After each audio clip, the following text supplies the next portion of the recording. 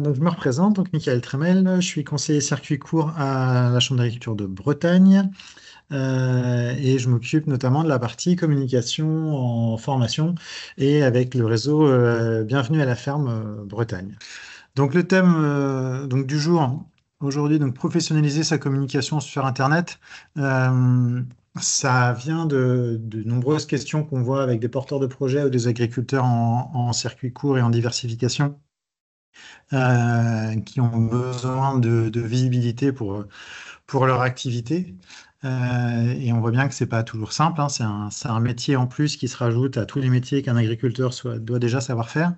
Donc là, aujourd'hui, le but, ça va être vraiment de comprendre comment est-ce que ça fonctionne, la communication.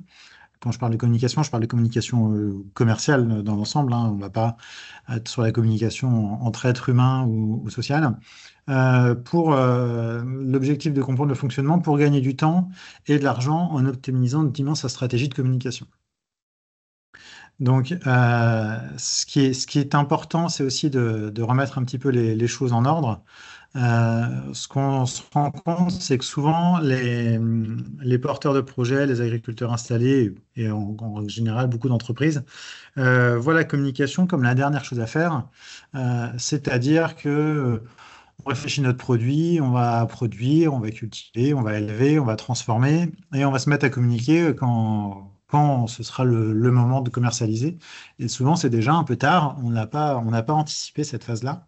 Et c'est un petit peu l'objectif aujourd'hui de retravailler dessus. Donc, on ne va pas travailler directement sur les outils, hein. On a déjà fait des conférences sur les outils en eux-mêmes. Et puis, je vous renverrai par la suite sur d'autres interventions ou alors sur des formations qu'on peut faire pour vraiment maîtriser les outils. Là, l'objectif, c'est plus d'avoir un temps de réflexion sur sa stratégie de communication, sur comment ça fonctionne et de prendre le temps de se poser les bonnes questions avant d'attaquer. Savoir est-ce qu'un outil est fait pour moi? Est-ce que je dois plutôt partir sur tel outil ou tel outil? Est-ce que combien de temps je dois l'utiliser et à qui je m'adresse? Donc, voilà un petit peu l'objectif aujourd'hui. Donc, on va se poser en première question, qu'est-ce que c'est la communication? La communication, là, je le prends dans l'ordre logique, mais c'est pas forcément dans l'ordre dans lequel on va le concevoir. C'est d'abord un message que l'on veut envoyer par le biais d'un média à une cible. Ça, c'est vraiment le schéma de la communication de manière globale. Et on va essayer de travailler sur ces trois grands pôles dans la communication. Pour pouvoir travailler dessus, c'est-à-dire choisir ses messages, choisir son média et choisir sa cible, ou en tout cas analyser sa cible, il est important pour les agriculteurs d'analyser le contexte.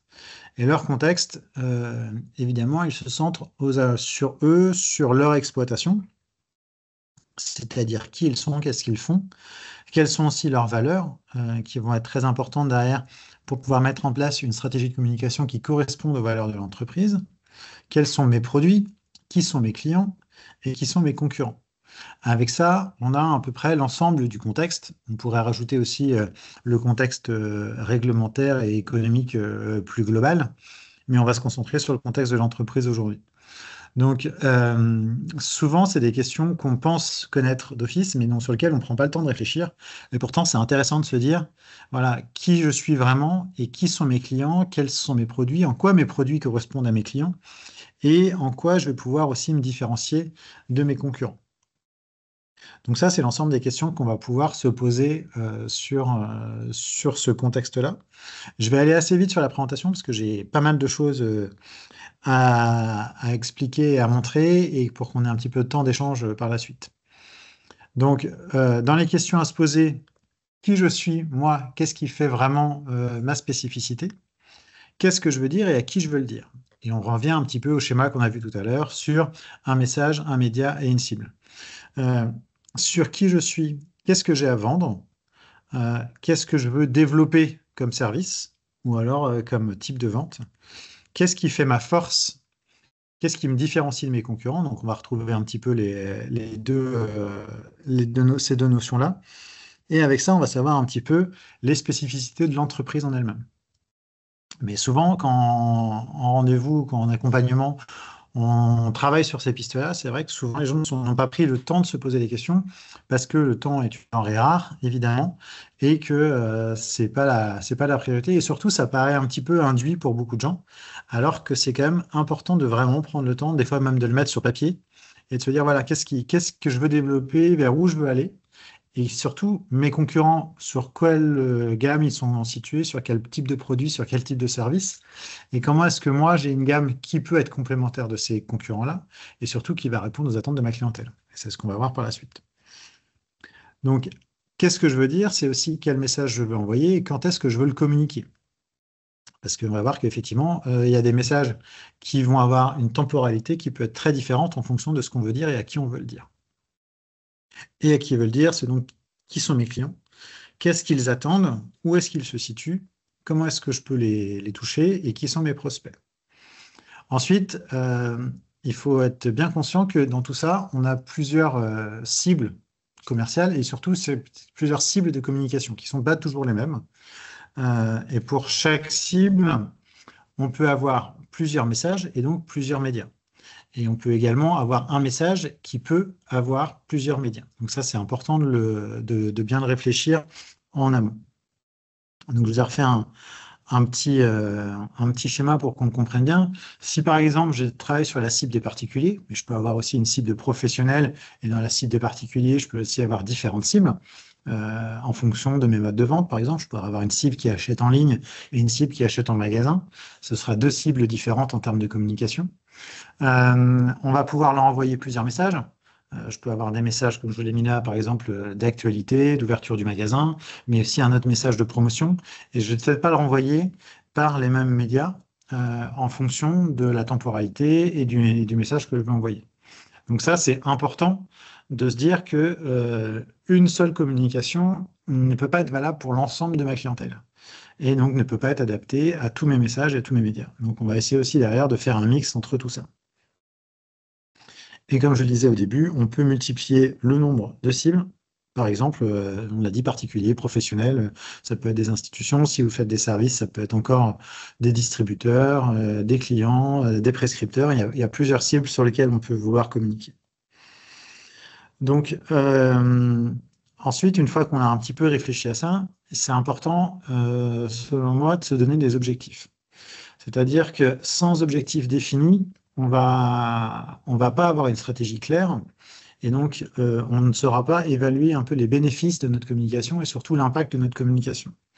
Donc dans les exemples d'objectifs qu'on peut se donner, il peut y avoir augmenter les réservations de mon gîte, augmenter le chiffre d'affaires à la ferme, augmenter, par exemple, lancer un nouveau distributeur automatique de mes produits et faire augmenter son chiffre d'affaires, lancer un nouveau produit, faire une étude sur un nouveau produit, organiser un événement.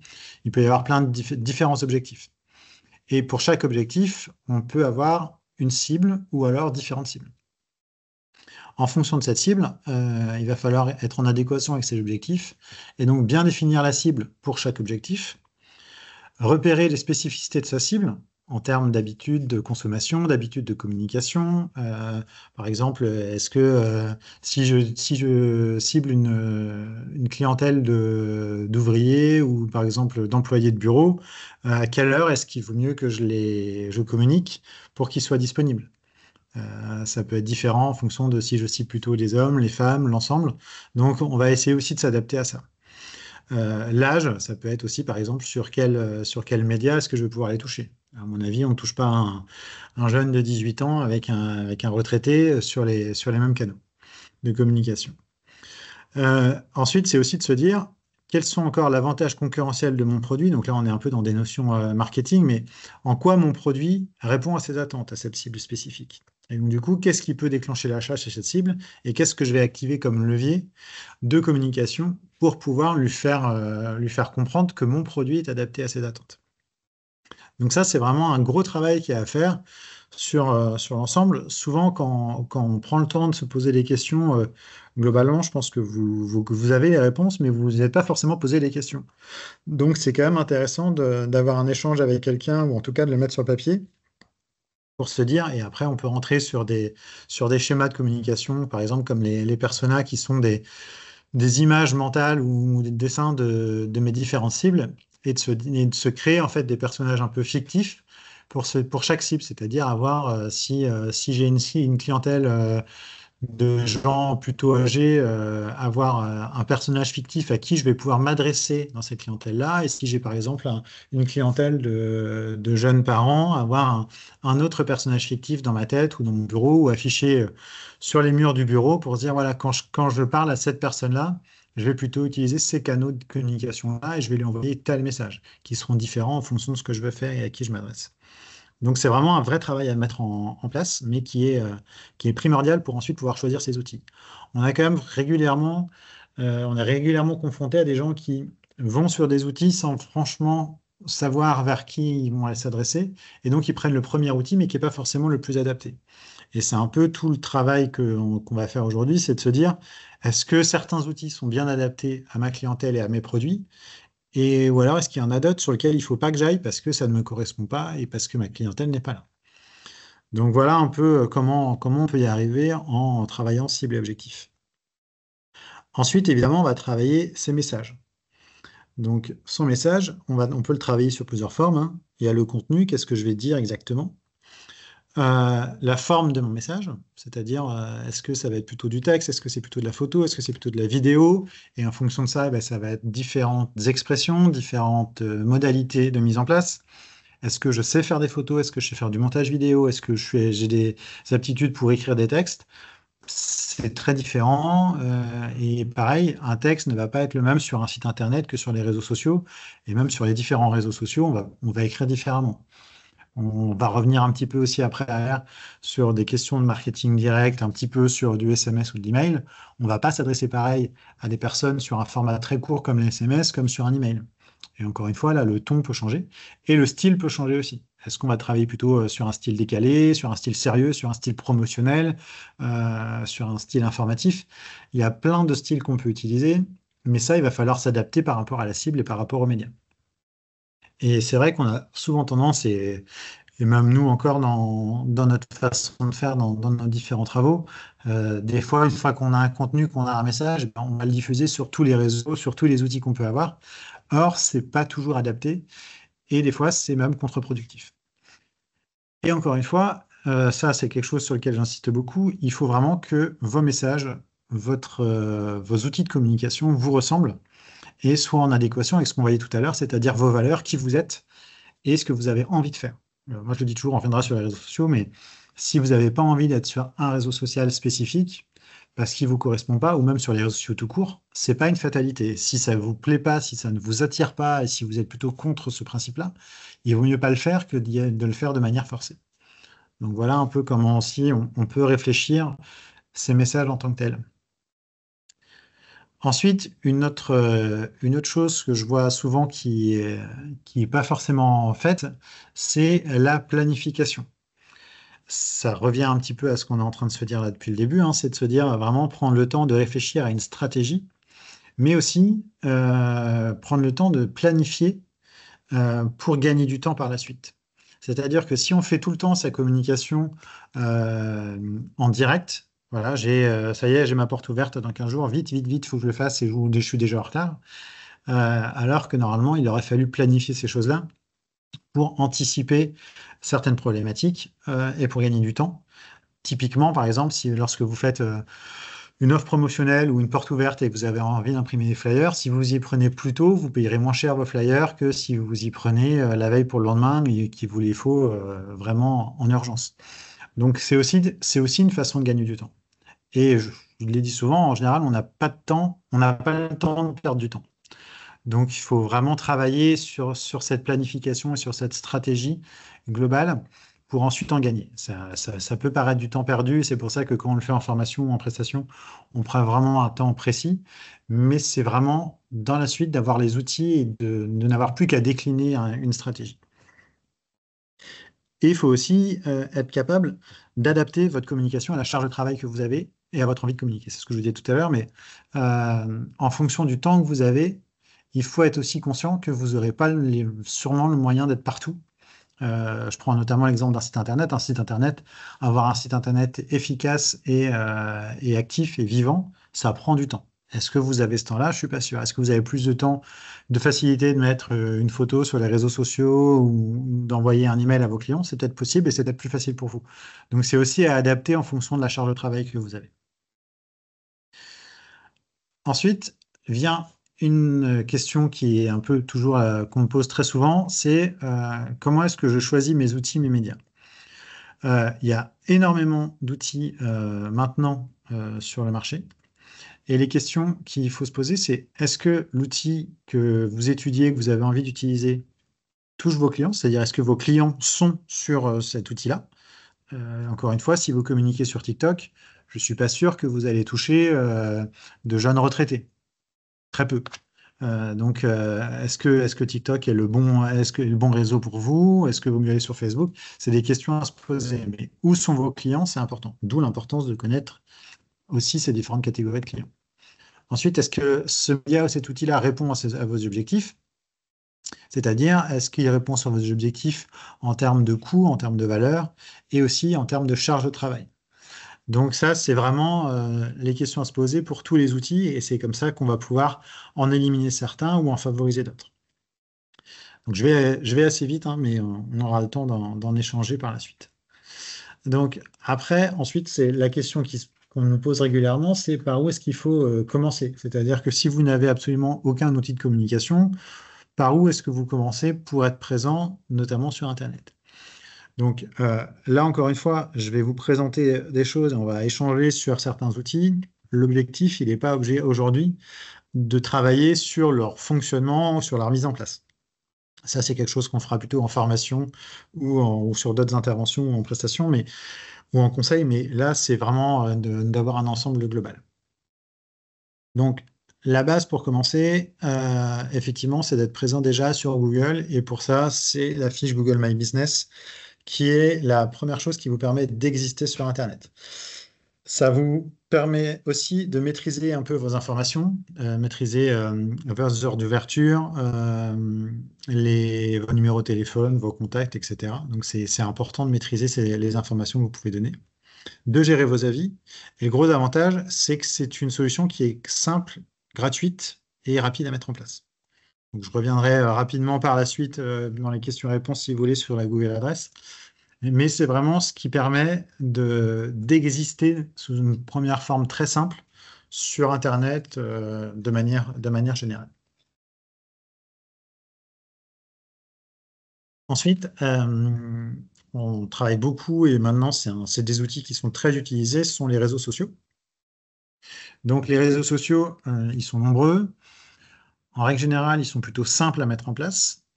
Ils sont tous gratuits dans leur premier niveau d'utilisation. Après, on verra qu'il y a des fois des formules payantes ou en tout cas des prestations qui sont payantes, mais ils sont en règle générale gratuits. Et surtout, ils sont très utilisés par vos clients. C'est-à-dire que la grande majorité de vos clients sont sur les réseaux sociaux d'une manière ou d'une autre. Après, reste à voir ce qu'on appelle réseaux sociaux. Je vais revenir un petit peu sur certaines catégories, mais je pense que même vous en utilisez très fréquemment à titre personnel. Et donc, du coup, ils vont être adaptés en fonction, derrière, de vos clients, de votre maîtrise technologique et de votre temps. On va voir, par exemple, que certains réseaux vont être beaucoup plus axés sur la vidéo. Est-ce que vous avez la maîtrise de la vidéo? Ça va dépendre de votre maîtrise technologique sur ce sujet-là. Là, je vous ai remis sur 2023 la part des réseaux sociaux en France. Donc Facebook est toujours leader avec 58% des Français qui ont un compte Facebook. Ils sont quand même globalement en perte de vitesse en termes de gains de nouveaux utilisateurs, mais toujours très présents. Et on va revenir un petit peu sur la spécificité de Facebook. Ensuite, on retrouve Instagram, qui est une clientèle un peu plus jeune, qui appartient au même groupe que Facebook. Snapchat, ensuite TikTok, qui fait une percée depuis 3 ans assez impressionnante, notamment sur un public très jeune, et avec aussi des spécificités de communication qui sont propres à ce réseau-là.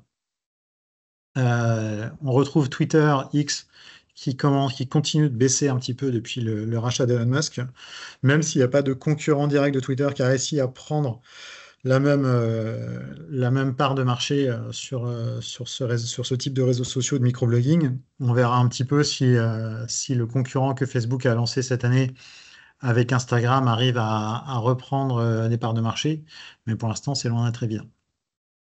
Et sur une cible un peu plus professionnelle, LinkedIn qui se développe assez fortement en France. Donc, pour étudier les réseaux sociaux qu'on va voir, je vous en montre deux. Pour prendre un exemple, c'est Facebook et Instagram. Ce qui est important de voir, c'est qu'on voit bien que Facebook et Instagram sont très utilisés, même si Facebook est plus utilisé en France qu'Instagram. Mais on voit aussi que la répartition en termes d'âge des utilisateurs des réseaux sociaux n'est pas la même. La clientèle d'Instagram que vous avez à l'écran en rouge est beaucoup plus jeune dans sa majorité que la clientèle de Facebook. Facebook a encore une bonne répartition parce que en fait, on est obligé d'avoir un compte Facebook pour plein de services, notamment pour être sur Messenger, ça peut être lié à WhatsApp, ça peut être lié à plein de choses. Comme c'est un gros groupe qui a plusieurs réseaux sociaux, le compte Facebook est encore utilisé comme une espèce d'authentification. Mais en termes d'utilisation, ça a quand même beaucoup changé. Il y a beaucoup moins de gens qui postent maintenant des contenus. En tout cas, c'est plutôt une génération plus âgée. Alors qu'Instagram, on va plutôt toucher effectivement des 18-35 ans dans leur majorité. Donc, je vous ai remis un petit résumé un petit peu ici. Sur Facebook, on va toucher plutôt des gens de 30 à 70 ans qui sont plus actifs sur ce réseau social-là, même si ça a tendance à baisser. Maintenant, Facebook, c'est plutôt un outil d'information qu'un réseau social à proprement parler d'échange. C'est plutôt tout public et dans les contenus, on va pouvoir y mettre du texte, des photos, des vidéos. On reviendra un peu sur les différents types de contenus. Instagram, on va être sur un public beaucoup plus jeune. J'ai mis 18-30, mais on peut être sur 18-35, 18-40. Mais dans ce qui va vous intéresser, c'est plutôt cette clientèle un peu jeune. Et là, on est beaucoup plus sur des photos et de la vidéo. LinkedIn, c'est beaucoup plus sur des échanges professionnels. On va être sur du texte, des photos, des vidéos. Donc là, j'ai pas mis spécifiquement d'âge puisque en règle générale, ça peut toucher toutes les catégories d'âge. Et TikTok, là, on est essentiellement, quasi exclusivement sur de la vidéo et on est plutôt là pour toucher des 13-25 ans qui ne sont pas forcément votre cible en agritourisme ou en vente directe. Mais c'est important de regarder un peu comment ça évolue, de commencer à s'y intéresser. Ça, ce qu'il faut voir aussi, c'est un peu la charge de travail que ça représentait d'être présent sur ces réseaux-là. C'est-à-dire que TikTok, par exemple, c'est une communauté qui va avoir envie de beaucoup de contenu. Donc, ça veut dire qu'il faut poster au moins un contenu par jour, voire des fois plusieurs par jour, pour pouvoir vraiment ressortir sur l'algorithme du réseau social. Là où sur les autres réseaux sociaux, on va plutôt pouvoir se cantonner à une ou deux par semaine, c'est déjà très très bien et c'est déjà une charge de travail qui, si on veut bien le faire, est conséquente. Donc sur tous ces réseaux sociaux, il y a quand même des bonnes pratiques et c'est important de réussir à faire la séparation entre votre utilisation que vous en avez personnelle de ces réseaux-là et votre utilisation professionnelle. C'est-à-dire essayer de toujours penser client, de se dire voilà, qu'est-ce que j'ai envie de dire à mes clients, qu'est-ce que mes clients ont envie d'entendre. Et vos clients, ils n'ont peut-être pas envie d'entendre vos opinions personnelles, vos réactions à l'actualité. On le voit en ce moment, ça peut être des choses qui sont très clivantes et que vous n'avez pas forcément envie d'impliquer l'image de votre entreprise là-dedans. Donc vraiment de rester concentré sur ce que vous faites et de leur apporter plutôt des choses en lien avec votre secteur d'activité. Il va aussi falloir penser social, c'est-à-dire être sur de l'échange, répondre aux commentaires, inciter à cet échange-là, rester courtois évidemment. C'est pas toujours une évidence sur les réseaux sociaux, mais vous, en tant que professionnel, vous avez pas le choix et vous devez rester courtois sur vos échanges. Donc, d'inciter à l'échange, d'inciter aux commentaires, c'est aussi ça qui va faire que vos réseaux sociaux vont ressortir et vont être plus efficaces par la suite. Et ce côté échange et partage va aussi inciter le partage derrière, inciter vos clients à partager vos infos, vos actualités pour ensuite toucher d'autres personnes qui ne vous suivaient pas sur les réseaux sociaux et augmenter votre aura sur l'ensemble des réseaux. Donc, ce que je vous remettais ici, hein, poster régulièrement, ça varie en fonction des réseaux, mais on peut tous s'entendre que déjà une fois par semaine, c'est déjà intéressant. Après, si vous avez une passion pour ça, vous pouvez poster tous les jours, hein. Plus vous posterez, plus les algorithmes fonctionneront mieux avec vous. Mais déjà, une fois par semaine, c'est intéressant. Après, il ne faut pas non plus lasser votre audience, et ça, c'est un peu, des fois, un peu compliqué. On va aussi travailler maintenant à favoriser essentiellement les formats vidéo, qui sont mieux valorisés. Le format vidéo, il est mieux valorisé par l'algorithme, mais il peut vous permettre de mettre plus de temps à être mis en place. Ça peut être soit se filmer en direct si vous êtes très à l'aise avec l'outil et très éloquent, mais des fois, ça va vous demander de faire plusieurs prises, de faire du montage, des choses comme ça. Donc, ça va dépendre aussi de votre aptitude à communiquer à l'oral sur des vidéos. Ensuite, ce qui est intéressant de voir aussi, c'est que ces réseaux sociaux-là, en plus de votre page pour communiquer vos informations, ils peuvent aussi être utilisés avec de la publicité pour pouvoir cibler vos clients de proximité. C'est-à-dire que l'intégralité des réseaux sociaux ont des systèmes de publicité payante où vous allez pouvoir avoir un ciblage plus précis de votre audience. Je prends l'exemple de Facebook et d'Instagram qui sont les plus utilisés. Vous allez pouvoir avoir un ciblage géographique, donc toucher des gens vraiment proches de vous ou sur la Terre entière, hein. Ça peut aller toucher la France entière, la Bretagne ou alors 10 km autour de chez vous. Toucher les gens par centre d'intérêt. Et il y a aussi des possibilités de faire de ce qu'on appelle du retargeting, c'est-à-dire toucher des gens qui ont déjà vu un contenu de votre page. C'est-à-dire, si vous avez une vidéo qui a bien marché, qui explique, je ne sais pas moi, comment est-ce que vous transformez votre lait en yaourt, et ben, vous allez pouvoir ensuite aller chercher et remettre une publicité aux gens qui ont vu votre vidéo et ou qui ont émis un intérêt par rapport à ça. Parce qu'en fait, c'est des gens qui sont déjà des potentiels futurs clients pour vous, qui ont déjà émis un intérêt. Donc ça, c'est quand même intéressant aussi. Et tout cela pour un budget qui reste quand même très limité par rapport à la communication classique qu'on peut retrouver dans la presse ou en impression. Donc ça, c'est vraiment intéressant pour lancer un nouveau produit, pour booster vos événements régulièrement, pour gagner aussi une nouvelle clientèle. Ça a un véritable intérêt.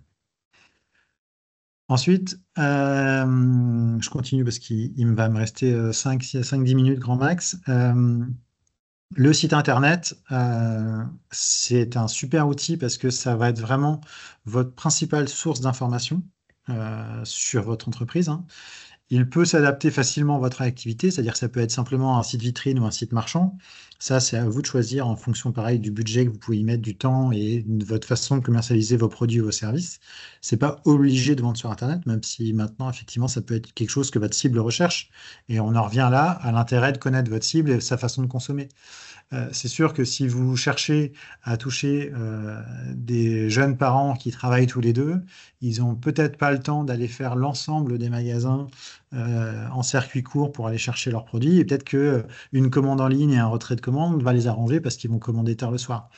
Donc, c'est peut-être des choses comme ça à faire. Si vous travaillez avec des personnes, plutôt des personnes âgées, ils vont peut-être pas faire de click and collect, mais par contre, ils voudront venir sur place et ils auront plus de temps. Donc, à vous de vous adapter. Est-ce que votre site internet est adapté à ça aussi? Par contre, il faut savoir que le site internet, ça demande quand même un grand travail de mise en place pour réfléchir sur vos contenus, pour le mettre en place sur sa forme, sur son design, sur son référencement. Je vais y revenir un petit peu après sur le référencement parce que c'est très important. Mais ça demande quand même du travail.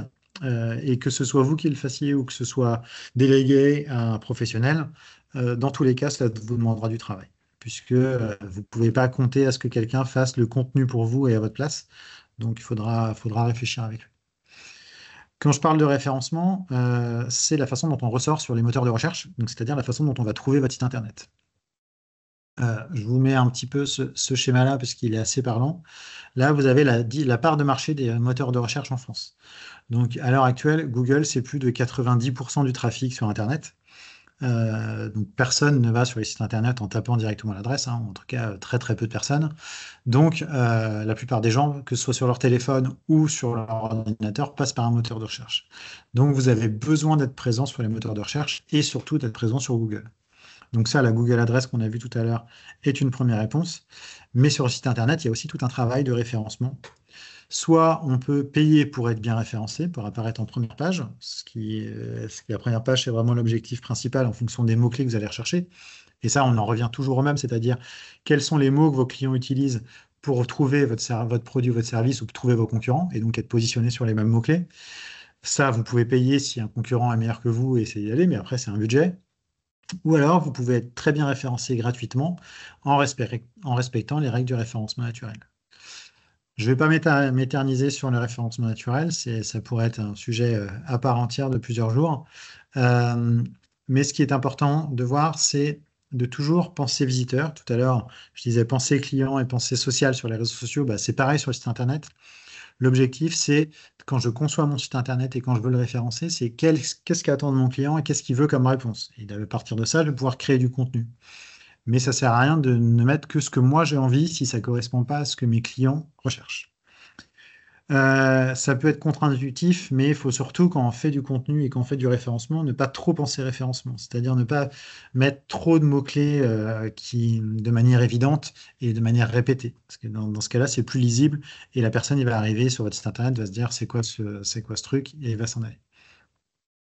Et ensuite, respecter les règles de développement Internet, mais ça, c'est plutôt en général le technicien qui va faire votre site qui doit s'en charger. Et puis après, voilà, avoir des liens, avoir des échanges avec d'autres sites, que d'autres sites partent du vôtre, c'est toujours intéressant. Je vous ai remis ici les différents points clés du référencement naturel sur l'aspect technique. Je ne vais pas m'attarder dessus parce que là, c'est vraiment le prestataire qui doit le faire normalement. Mais c'est important que vous le sachiez parce qu'ils sont rares les prestataires qui sont capables de créer un très beau site, très bien fait, très efficace et surtout très bien référencé. En général, c'est quatre métiers différents et du coup, le référencement passe souvent à la trappe et c'est dommage parce que c'est plus intéressant. On l'a vu tout à l'heure, avoir un très beau site internet, c'est bien, mais si personne ne le trouve sur les moteurs de recherche, ça ne sert strictement à rien. Donc voilà, attention. Et une dernière chose, évitez ce qu'on appelle le duplicate content, c'est-à-dire que les textes de votre site internet ne doivent pas se retrouver sur d'autres sites mais même sur vos autres sites à vous. Si vous êtes présent sur des sites, sur des annuaires, sur des pages de réseau, je ne sais pas si vous êtes en fait de la vente directe, si vous êtes chez Bienvenue à la ferme et que vous avez le même texte de présentation sur votre site et sur sur le site de Bienvenue à la ferme, le moteur de recherche va penser qu'il y a un des deux sites qui a copié. Et ça va être le plus récent qui va être pris pour le copieur. Donc, du coup, il va être déréférencé par rapport à ça. Donc, il faut faire attention. Je vais terminer rapidement sur les outils qu'on utilise aussi sur Internet, qui sont l'email, le newsletter et le SMS. C'est des moyens complémentaires de communiquer. Après, on pourrait réfléchir à l'ensemble. Est-ce que tout ce qu'on voit aujourd'hui est nécessaire pour chaque entreprise, chaque exploitation en vente directe ou en agritourisme? Je ne suis pas sûr. Mais par contre, c'est important de savoir que ça existe. C'est un moyen actif de communiquer à vos clients, c'est-à-dire que c'est vous qui allez envoyer la démarche, envoyer l'information, là qui peut être complémentaire de ce que j'appelle les outils passifs, là où c'est le client qui fait la démarche de venir chercher l'information. À utiliser quand même avec précaution. En termes de fréquence et d'usage, il faut quand même faire attention. C'est des outils qui sont plus intrusifs. On arrive sur le téléphone de la personne, sur la boîte mail de la personne. Donc, on rentre dans sa vie privée, là où quand la personne va sur les réseaux sociaux ou va sur votre site internet, c'est lui qui en fait la démarche. Donc, il est à l'origine de la démarche. C'est une stratégie un peu différente. Et il faut se poser la question, comment est-ce que vous avez eu les contacts? Est-ce que vous avez l'autorisation de les utiliser? C'est-à-dire que est-ce que vos clients sont OK, que vous leur envoyez des SMS, que vous leur envoyez des emails?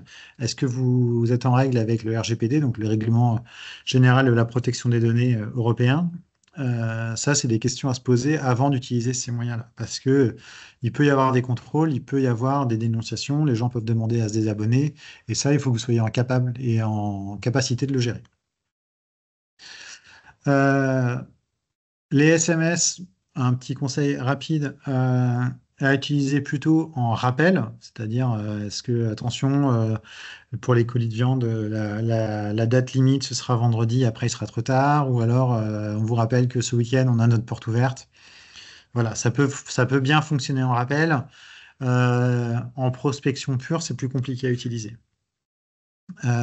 Donc c'est complémentaire, mais peut-être à utiliser plutôt de manière plus précautionneuse. À utiliser toujours avec des outils professionnels qui vont vous permettre de gérer les désabonnements et de ne pas envoyer, si vous devez envoyer 200 SMS à vos clients, ça va être compliqué si vous devez le faire avec votre téléphone, avec votre fichier contact dans votre répertoire, ça va commencer à être compliqué. Pareil pour les mails, il y a des outils pour ça. Euh, les newsletters, là, c'est un peu différent parce que c'est pour informer vos clients de manière plus professionnelle et plus régulière sur votre actualité. Euh, Là, c'est pareil, il faut pas non plus être trop pressant. Si vous envoyez un email par jour à tous vos clients, vous allez avoir énormément de désabonnements et des gens qui vont être mécontents. Donc voilà, essayez de trouver une fréquence qui est adaptée à votre façon de commercialiser, à votre façon de faire, à votre production et surtout à la façon de consommer de vos clients. Si vos clients, je reprends l'exemple des colis de viande, s'ils ont acheté un quart de cochon, ils vont pas acheter un deuxième quart de cochon 15 jours plus tard. Ou alors ils sont vraiment très consommateurs de porc. Donc c'est de se dire plutôt, voilà, savoir quand est-ce qu'un client a acheté pour pouvoir le relancer quand on estime que, par exemple, si c'est une famille de quatre, eh ben, ils ont mis tant de semaines ou tant de mois à consommer et que là, ils vont bientôt être clients pour essayer de les relancer. Mais voilà, c'est à adapter aussi en fonction de la clientèle de votre clientèle. Et pareil que pour les emails qu'on peut envoyer, utiliser des outils professionnels pour pas passer en spam parce que la plupart des emails que vous allez envoyer, surtout si vous le faites avec votre adresse perso, Gmail, Orange ou tout ce qui peut exister, si vous envoyez énormément de mails d'un coup, ça va passer en spam pour la plupart et donc en fait vous allez travailler pour rien. Donc c'est un peu dommage. Donc pour conclure juste ce temps d'échange et avant de passer aux questions, votre communication, elle doit vous ressembler sur vos valeurs, sur vos envies et sur votre temps disponible pour la mettre en place. C'est vraiment important. Moi, je pense qu'il n'est pas nécessaire que vous soyez sur tous les outils, mais par contre, de bien choisir vos supports par rapport à votre cible et par rapport à ce que vous avez à dire et adapter vos messages aussi par rapport à ça. Donc voilà, c'est ce qu'on revient un petit peu sur réfléchir à votre communication. Et vaut mieux faire peu, mais bien le faire, plutôt que d'être partout et de mal le faire ou de le faire de manière non adaptée. C'est vraiment ce que je préférais que vous reteniez de nos échanges qui vont arriver. Et ensuite, c'est un métier à part entière, donc je peux que vous conseiller de vous former ou alors de déléguer une partie de votre communication à quelqu'un dont c'est le métier, notamment sur la conception des sites internet. C'est pas quelque chose qui peut s'improviser. Les outils gratuits sont en général assez mal faits si on les maîtrise pas techniquement, donc c'est un peu plus compliqué. Donc voilà, j'ai fini un peu moi ce que j'avais à vous redire. Donc si vous avez des questions, on va passer sur le chat et vous pouvez aussi rallumer votre micro pour me poser des questions directement à l'oral. Comment fait-on pour améliorer le préférencement sur Google My Business? Ben, c'est une bonne question. Déjà, il faut avoir une fiche complète, c'est-à-dire une fiche avec des photos claires, présentes, qui présentent bien ce que vous faites. Surtout si vous êtes sur un secteur concurrentiel géographiquement ou en termes de nom. On revoit des fermes qui ont des fois le même nom sur une autre ferme en France.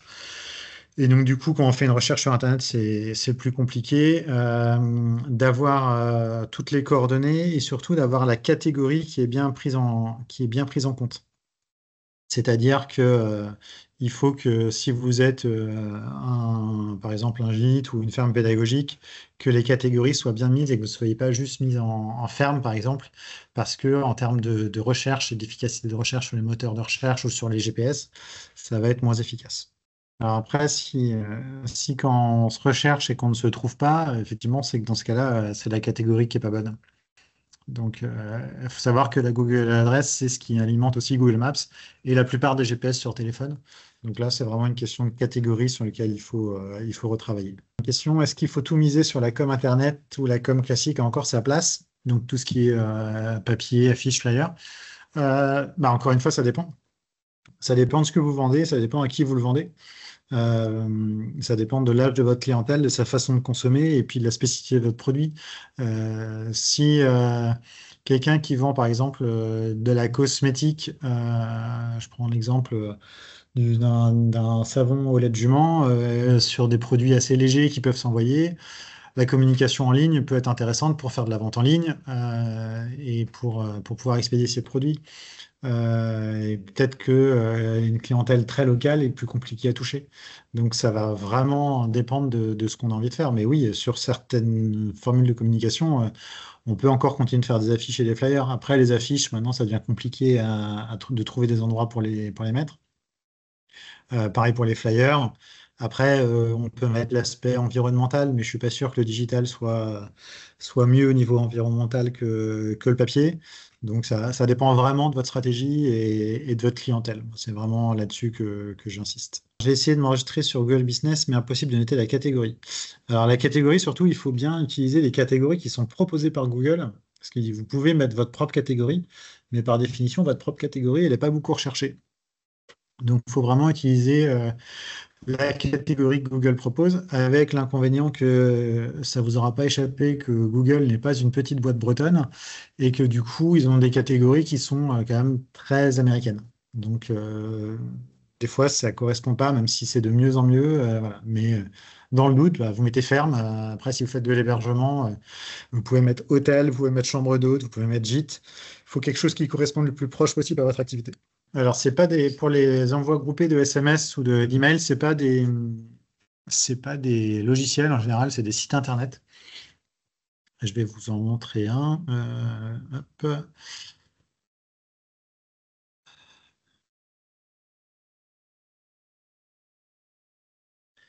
Alors, on va aller sur Sendetix, qui est une solution française.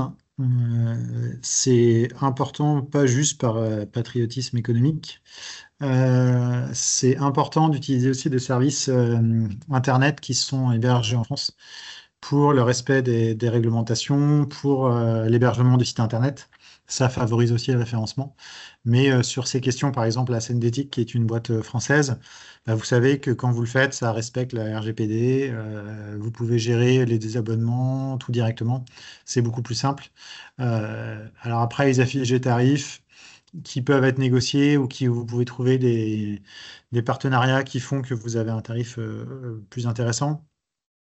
Mais ça, sur les SMS, c'est vrai que des fois, ça peut apparaître à un certain coût. Après, quand je vois le temps gagné à l'envoi, même si ça vous coûte 2 fois plus cher qu'un SMS envoyé avec votre téléphone, si vous avez envoyé 1000 SMS en 30 secondes, plutôt que de devoir le faire 10 par 10 ou 15 par 15 avec votre téléphone, je pense que ça vaut le coup d'investir un petit peu là-dessus. Vous avez ici les crédits de routage. Tuc, tuc, tuc, tuc, tuc, tuc, tuc. Donc là, vous avez les emails. Alors là, email marketing, c'est vraiment vous envoyez des emails.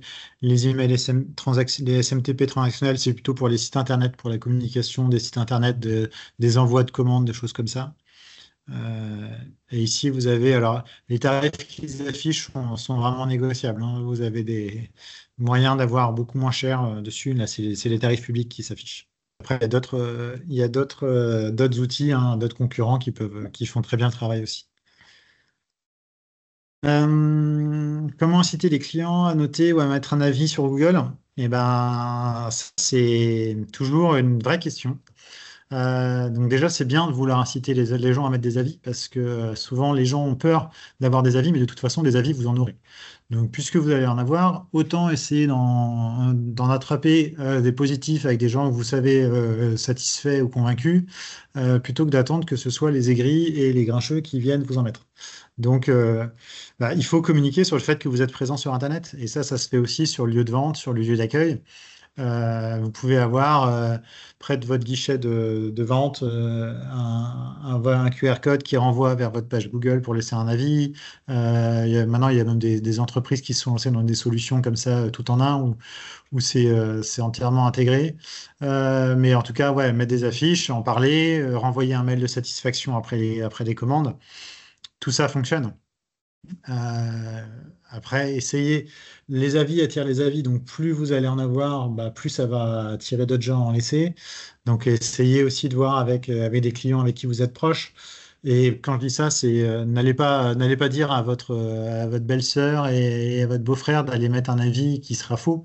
Ça n'a pas trop d'intérêt. Et puis souvent, c'est un peu visible. Vaut mieux inciter plutôt des clients sur lesquels vous avez confiance au départ. Et puis après, ça va venir tout seul. Mais c'est sûr qu'il faut afficher, il faut inciter et faciliter le dépôt d'avis par des QR codes, par des emails qui incitent après une commande. Voilà.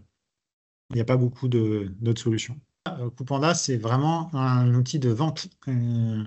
Ça revient à ce que je disais tout à l'heure, c'est-à-dire que Coupanda, c'est plus fait pour être intégré sur un site internet qu'un site internet en tant que tel.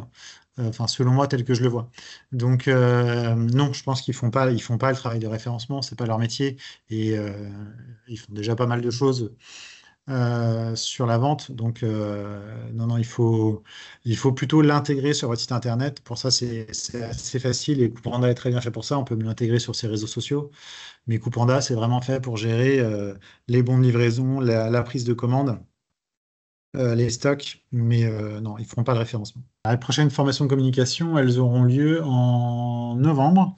On vient juste de finaliser notre catalogue et je crois que tout n'est pas encore mis sur le site internet. Je vais vous remettre le lien dans, dans le chat et vous pouvez aller voir, c'est en cours de mise à jour parce que ça change tous les ans.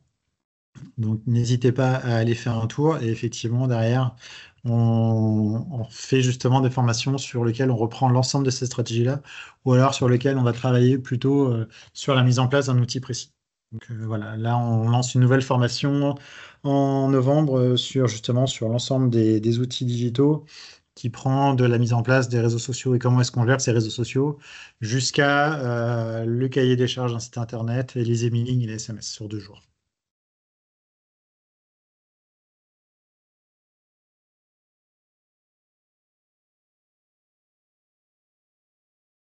Et puis entre-temps, vous pouvez toujours nous contacter, nous consulter pour des conseils, pour des rendez-vous, pour faire le point un peu sur tout ça. On est aussi là pour ça.